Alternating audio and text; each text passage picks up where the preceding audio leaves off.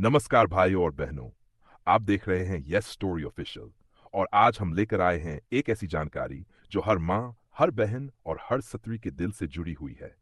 संतान की लंबी उम्र, अच्छे स्वास्थ्य और उज्जवल भविष्य की कामना से किया जाने वाला ये व्रत पूरे साल में सिर्फ एक बार आता है। जी हाँ, मैं बात कर रही हूँ जितिया व्रत 2025 की। दोस्तों, ये व्रत सिर्फ एक परंपरा नहीं, बल्कि एक माँ के प्यार और त्याग की सबसे बड़ी मिसाल है। आज मैं आपको बताऊंगी कि 2025 में जितिया व्रत कब है, क्यों किया जाता है, कैसे किया जाता है और इससे जुड़ी अद्भुत कथा क्या है। तो वीडियो को पूरा देखें। और अगर आप माँ के प्यार और संतान की सुरक्षा में विश्वास रखते हैं तो इस वीडियो को लाइक जरूर करें, कमेंट में जय माताजी लिखें और चैनल को सब्सक्राइब कर लें। जितिया व्रत द्वितीया व्रतस्वाइव की तिथि साल डोलीन यानी 2025 में जितिया व्रत का आयोजन 13 सितंबर शनिवार को किया जाएगा।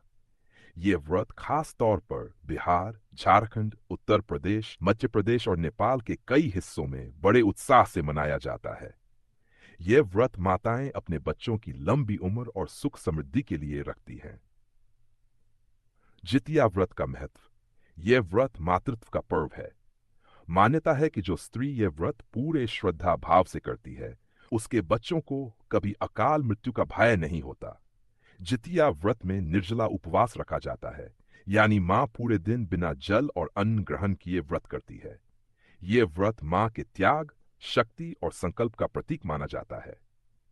बैर व्रत की तैयारी। एक दिन पहले जितिया व्रत से एक दिन पहले माताएं स्नान करके शुद्ध आहार ग्रहण करती हैं, जिसे नहाय खाए कहा जाता है। इस दिन मछली और साग खाने की परंपरा है। घर को साफ सुथरा रखा जाता है और पूजा की जगह तैयार की जाती है। पायस पूजा विधि। व्रत वाले दिन सूर्योदय से पहले उठकर स्नान करें। भगवान सूर्य, मातृशक्ति और ज्योतिया माता की पूजा करें। निर्जल व्रत रखें। न जल पिएं, न अन्न खाएं। दोपहर में नदी या तालाब किनारे जाकर पूजा करें। वहां केले के पत्ते पर पूजा सामग्री चढ़ाई जाती है। ज्योतिया माता की कथा सुनना अनिवार्य है। अगले दिन सूर्योदय के बाद व्रत का पारण किया जाता है। ज्योतिया व्रत कथा। यहां आप कहानी का हिस्सा भावुक होकर पढ़ें। बहुत समय पहले की बात है। एक राजा की 7 रानियां थीं, लेकिन किसी के भी संतान नहीं थी। 7वीं रानी ने तपस्या कर पुत्र प्राप्त किया। उसी समय एक निशारी राक्षसी ने भी पुत्र को जन्म दिया। एक दिन उस निशाचरी ने रानी के पुत्र को मारकर खा लिया और उसकी आत्मा को अपने बेटे के शरीर में डाल दिया। रानी दुखी होकर भगवान से प्रार्थना करने लगी। भगवान ने उसके सच्चे मातृत्व और तपस्या से प्रसन्न होकर उसके पुत्र को पुनः जीवित कर दिया। तब से यह व्रत शुरू हुआ और मान्यता बनी कि मां के व्रत और त्याग से बच्चे की रक्षा होती है। मातृत्व का संदेश। यह व्रत हमें याद दिलाता है कि मां अपने बच्चों के लिए कितना बड़ा बलिदान कर सकती है। भूखी प्यासी रहकर भी मां अपने बच्चे की लंबी उम्र की दुआ करती है। यही मां की ममता और शक्ति का अद्भुत उदाहरण है। व्रत का वैज्ञानिक पहलू। जब मां भूखी रहकर तपस्या करती है तो उसमें धैर्य और शक्ति बढ़ती है। संतान की रक्षा के लिए उसका संकल्प मजबूत होता है।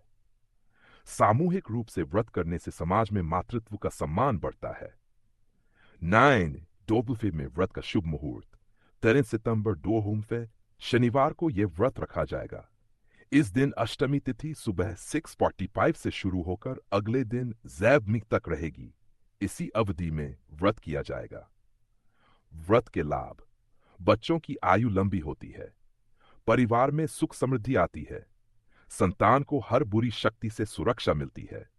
मां को मानसिक और आध्यात्मिक शक्ति प्राप्त होती है। भावुक समापन और दर्शकों से अपील। भाइयों और बहनों, जितिया व्रत डोजिंग मसुपाइव 2025 सिर्फ एक परंपरा नहीं, यह मां के त्याग, शक्ति और संकल्प की पहचान है। जो मां अपने बच्चों के लिए यह व्रत करती है, उसका हर कदम आशीर्वाद में बदल जाता है।